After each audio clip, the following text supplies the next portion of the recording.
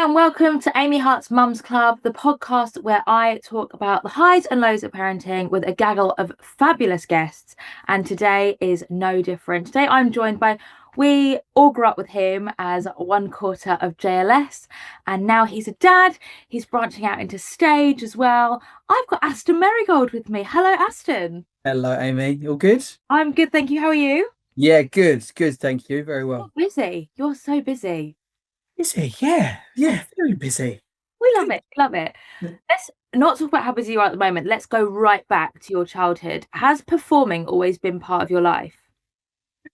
It's yeah, my mum would probably say yes. I think that's probably fair to say. Yeah, for sure. I think it's always been I just think a bit of like not an escape, but like just a bit of I don't know whether I had too much energy, whatever it was, just something An outlet. yeah, exactly that. Just to pull focus from him and be like, oh, there you go. That I focus on learning that song, perform, do this, do that, do that. Yeah, just having a nice little I suppose piece of my attention for a while. Yeah. And you did Stars in Their Eyes Kids, didn't you? I did.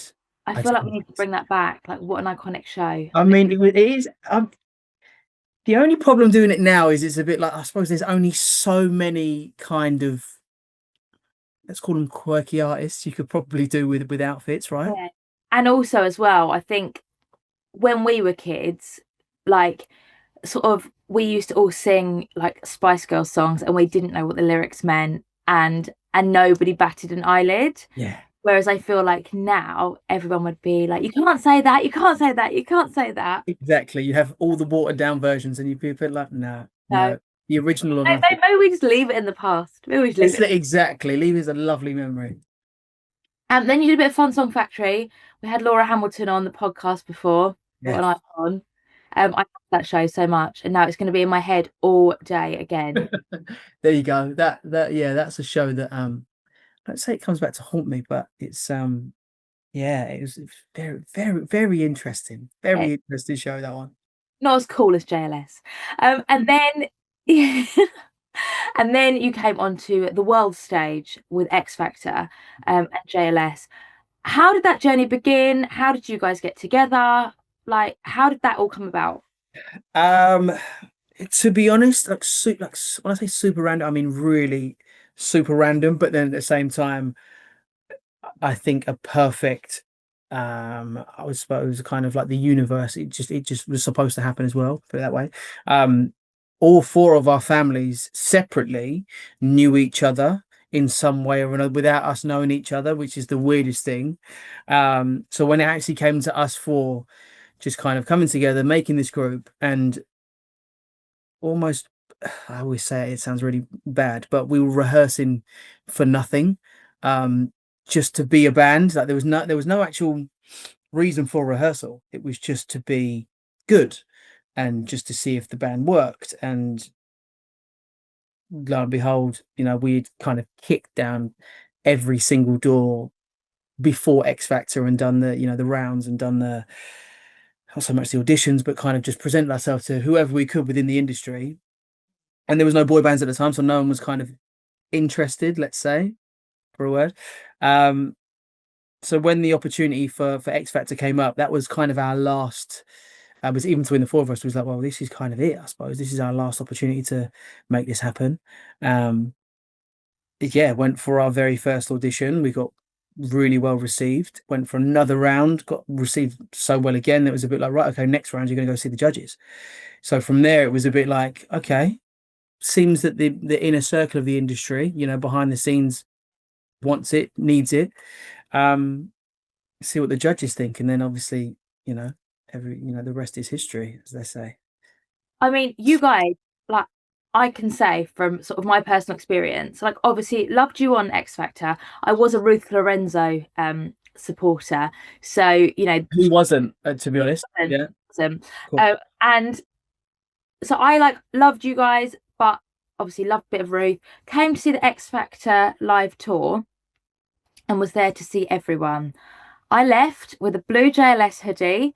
I left being like, when can we go and see them again? When are they going on tour? because the electricity that you four have together performing live is amazing. Would you say that's because you are all like besties? Yeah, but I think, do you know what? I don't know if it's a little bit more than that, where I think it sounds mad, but it's probably a trust thing.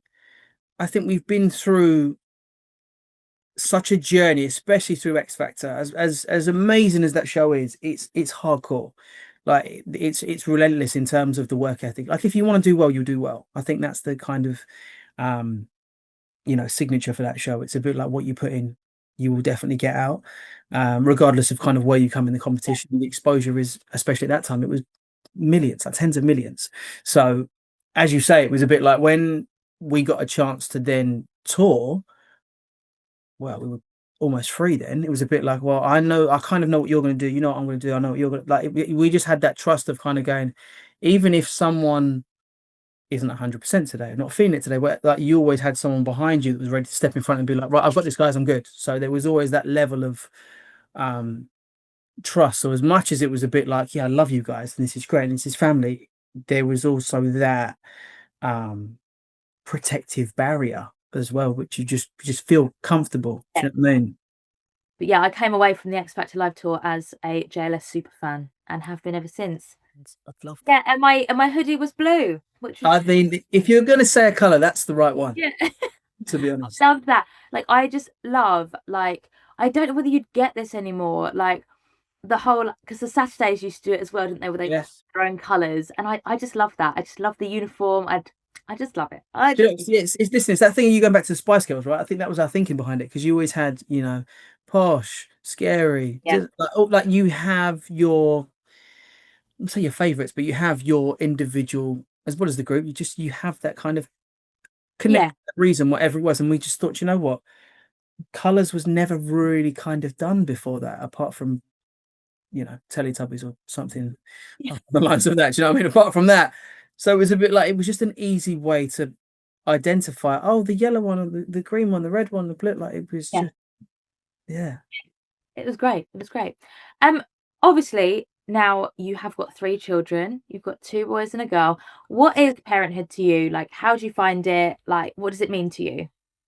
Um, Everything, absolutely. Like I think as much as I've had an incredible whirlwind of a roller coaster time just on my own going through life.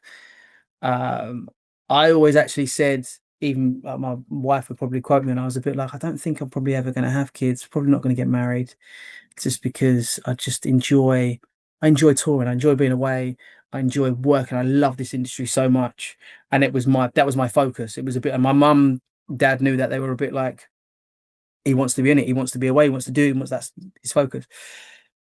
As soon as I met my wife, it was a bit like, oh, there's more to kind of life than just, you know, performing and being the center of attention and all these kind of things. And it's yeah, I think from her it kind of led on to, oh, I could see myself spending the rest of my life with someone. Oh, I could actually see me starting a family. I could see all these things. And then I would say we've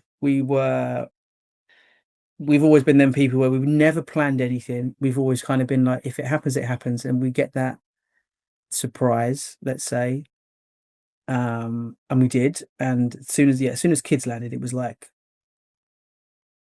yeah, oh, this is why. This was leading Yeah. up to this point that I had to go through all these emotions to find like the real appreciation, I think, for Yeah. having kids. Obviously, the band are back together. You're doing show, or not that you ever split up, but you're very like Y- working together again. You've all done like solo things, and you are sort of back as the boys again. Yeah. What's it like this time round? What's it, how different is it? It's different. I think we all appreciate sleep a lot more Yeah. now, for sure. So it's different in the way of we do enjoy I would say we'd sit there, we have a nice bottle of wine, someone will break out the double and be like, right, let's really have a relaxing time now, guys. As crazy as this kind of life gets at home, and I'm sure we'll do the chaos, the mess, you know. take double for instance, that's everywhere at home. It's Yeah. everywhere. You're losing feasting. I can have a lovely civilized game on a tour bus. Yeah. Be quiet and chill and relax and just really appreciate like 20 minutes of silence and be like, guys, this is amazing. Like touring is great. Is it as well like a bit like you know what you're going home to? Because me and one of my co-hosts on another project, we both were talking about long haul flights, and she was like, "Yeah, I love like going and sitting at the bar, having loads of drinks, going around having a chat." When I get on a plane, I'm like, I get on, I eat my dinner, I put my mask on, and go to sleep for 10 hours. Done. There we go. There we go. Me and you are on the same wave because that drinking at the bar business was absolutely 10 years ago, Yeah. 15 years ago. Yeah, no, I could not think of anything worse on a flight than going, yeah, I'm gonna have some drinks and da da da. No, me sleeping because you know what's happening as soon as you step off and you get home. Yeah. Flights to Dubai, I'm like, I haven't got time to do everything I want to do. Like, I Exactly. I do love it when I see on Instagram and stuff when all the kids come and it's like the like little next generation, and I love that so much. Obviously the kids are having to travel a lot, and coming up to the holidays, a lot of people will be traveling. Obviously you're working with Asmodee. Is it Asmodee? It is. Well done. Very good. Fantastic. Said that better than I did. Come on. Um, you're working with Asmodee about how to combat boredom on long sort of car journeys, train journeys. Now, for anyone, Asmodee are a fabulous company. They make lots of board games, like Boggle, etc. Yeah. What ideas do you have? What tips do you have for my listeners? To be again, I'm going to say this, and everyone's looking at me like, going, what's going to say? I'm going to say this in a way of, I'm very competitive. So as much as I'm that kind of person to go, here's a great idea as to take double, for instance, let's play double, and it could be nice and relaxing. If you're anything like me, it turns into carnage. Yeah, It also, and I get even with my children, 7 and 5, 1-year-old, she just tends to now try and yeah. rip Eat them up. But the travel version the is actually indestructible. food. Not indestructible, but do you know what I mean? She can't rip them, which is kind of the point. Yeah, we basically now, not we get it's a very heated conversation. I don't know if you've ever been in a heated conversation with a 7 or a 5-year-old, Yeah, who yeah, had the beach ball first, or who had the palm tree, whatever. But the quiet car journey kind of fun can turn into absolute chaos, which I personally enjoy. Like I'm fuel to the fire, whereas my wife is just, you're supposed to be calming them down. It's a long journey, the airport, but I'm like, no, let's get the games out and get excited. Like this, having kids is almost an excuse to be a kid again. yeah. Do you know what I mean? I am living that now. Yeah. I've already got, it's like literally it's July. I've got my Christmas planner that's just arrived because I want the most magical like activity filled December ever. Wow. Last year I moaned about the fact that we only had one spare day in December, but here we go again. There you go. There you go. But do you think there could be a little JLS juniors from all your kids, because they seem to all have the moves? I mean, I'm not going to say yes, but there's definitely some performers within the JLS kids camp for I sure. think Valentina would have to be the lead singer. I mean, you'd have to take that up with Grayson, to be honest. I really don't know about that. I tell you what, we'll let Grayson and Valley Yeah. fight that one out. But yeah, no, there's some serious little performers there. I will say again, even from my point of view, Grayson is so much better than I ever was at his age, and even probably even a bit older. So I'm like, okay, geez, if I've got to here, then God, the world is your oyster, because he's a force for sure.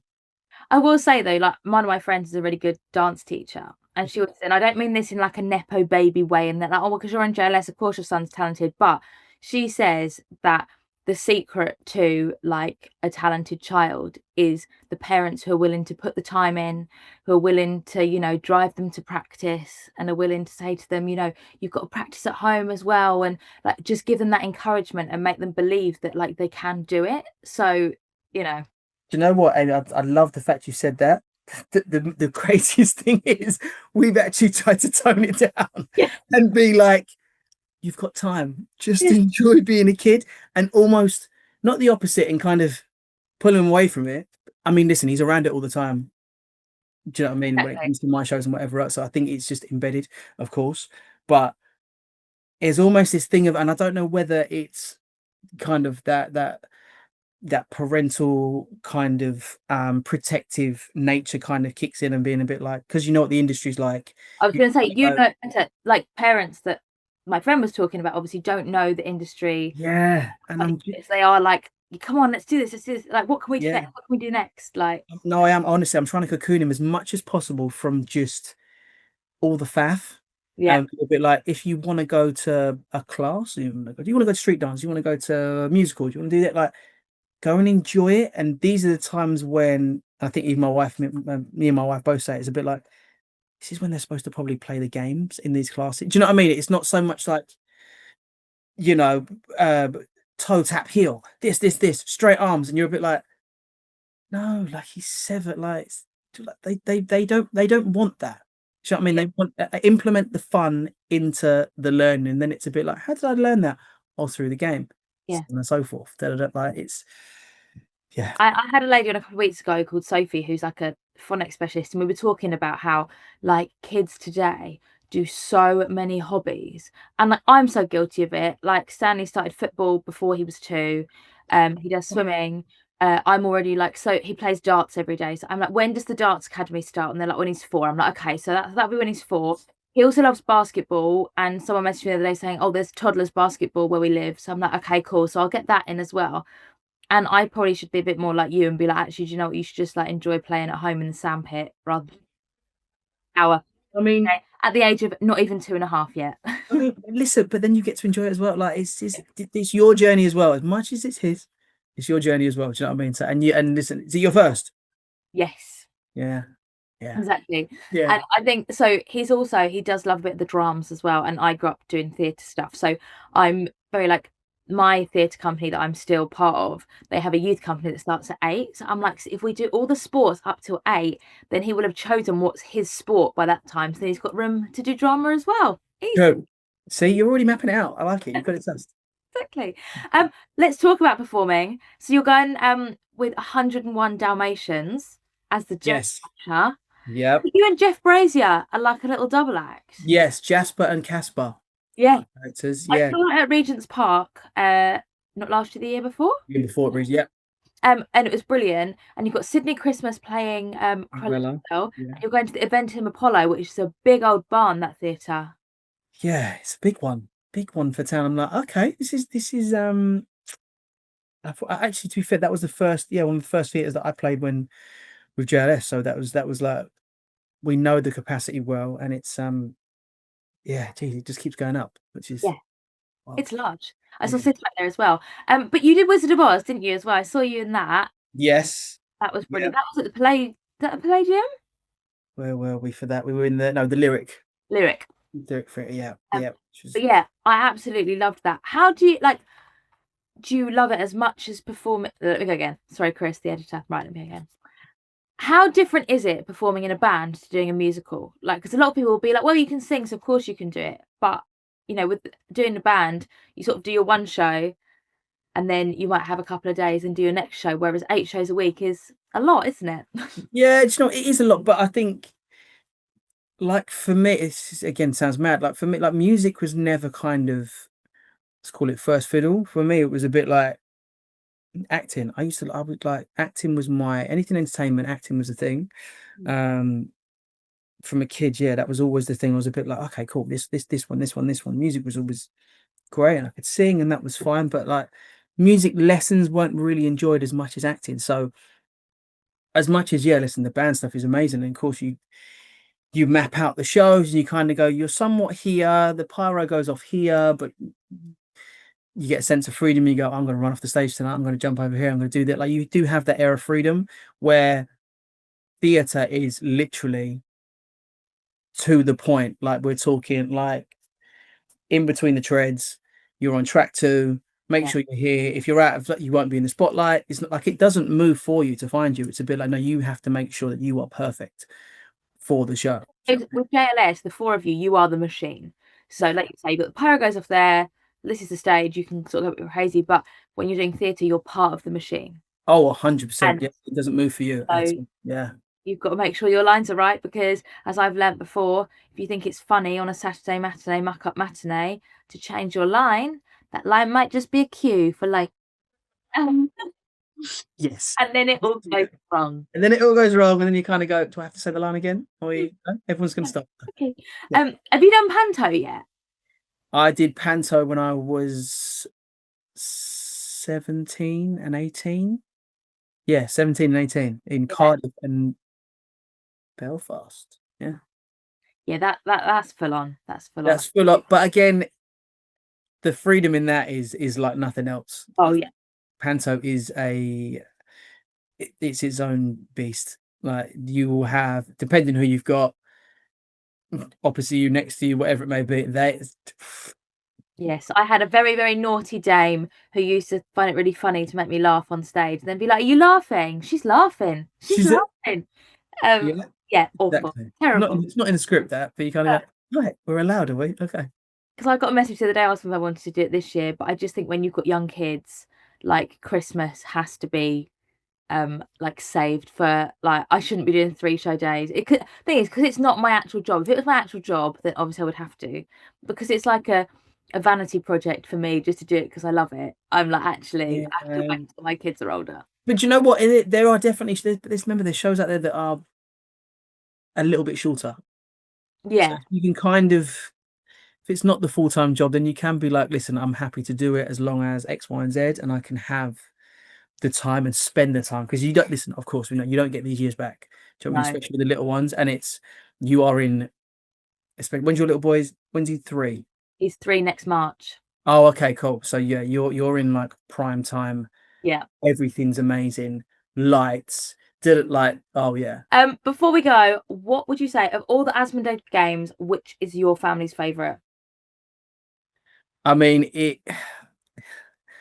I did say this story to a few people earlier on that double is always the game of choice, but at the same time, oh, sorry. It's getting flashed. Someone sent me an email. What was that one? Sorry. What my question? Yeah, sorry. Yeah. Just what's your favourite game? Of all the Asmodee ones. I would say probably house favorite would probably have to be double, but then my boys are kind of in a bit of a taco cat stage as well, just because it's almost a little bit like I'll say a new school version of Snap. That's probably the easiest way to kind of describe it. But the arguments that causes and the refereeing that you have to do in my house is a lot. So I am always a massive advocate of like, should we settle this with a game? If you win double, then you win Taco Cat. That's how we decide. Yeah. So there's always a layer to it. But At least with the travel versions, there's no board to flip. Not like when people like flip. there's no board flip, and to be fair, because everything's almost waterproof as well, it makes it a lot. It makes it a lot easier because Riley, yeah, it's in the mouth, it's the juice, and it's just like you can imagine trying to put, X amount of cards back into a pack. You don't need that. No. Don't need that, mate. Thank you so much for joining me today, and thank you to you all for listening. You can catch Aston in 101 Dalmatians at the event in Apollo this summer with Sydney Christmas and Jeff Brazier, and I'll be back next week with another guest, and I'll see you then.